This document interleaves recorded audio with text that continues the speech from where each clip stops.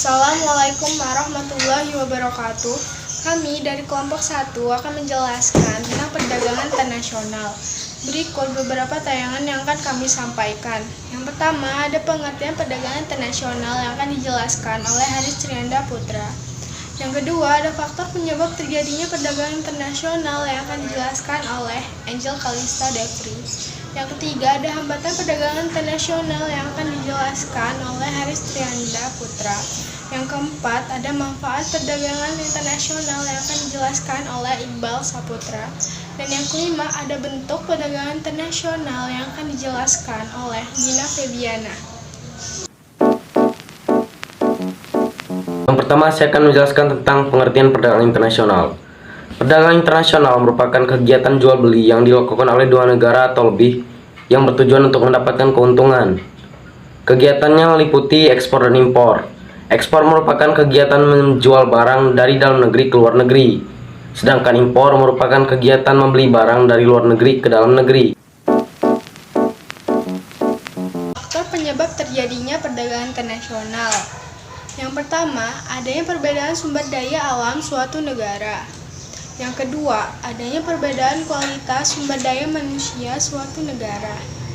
Yang ketiga, adanya perbedaan budaya. Yang keempat, adanya perbedaan ilmu pengetahuan dan teknologi.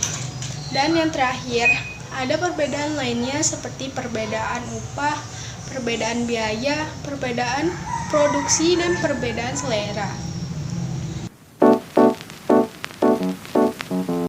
Kemudian hambatan perdagangan internasional. Hambatan perdagangan internasional meliputi 1. Kebijakan ekonomi dan politik internasional seperti proteksi, kuota, tarif, dan politik dumping. Proteksi merupakan kebijakan pemerintah untuk mempertahankan produk dalam negeri. Kemudian kuota.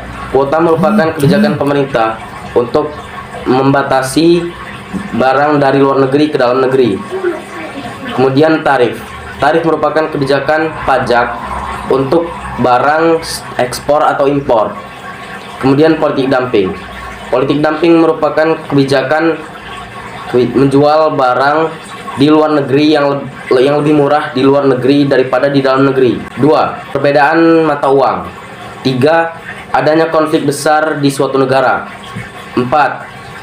Rendahnya kualitas sumber daya manusia di suatu negara. 5. Organisasi ekonomi pada regional tertentu. Apa sih manfaat perdagangan internasional? Yang pertama, suatu negara dapat memenuhi kebutuhan barang dan jasa. Yang kedua, meningkatkan devisa suatu negara.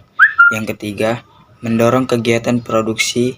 Yang keempat, mendorong kemajuan ilmu pengetahuan dan teknologi. Yang kelima, meningkatkan hubungan persahabatan antar negara. Yang keenam, memperluas pasar. Dan yang ketujuh, mendorong pertumbuhan ekonomi. Bentuk-bentuk perdagangan internasional. Bilateral adalah perdagangan yang dilakukan oleh dua negara. Regional adalah perdagangan yang dilakukan oleh negara-negara dalam satu kawasan. Sedangkan multilateral adalah perdagangan yang dilakukan oleh negara-negara di berbagai kawasan. Sekian dari kami. Jika ada kata yang kurang berkenan, saya mohon maaf yang sebesar-besarnya. Terima kasih. Wassalamualaikum warahmatullahi wabarakatuh.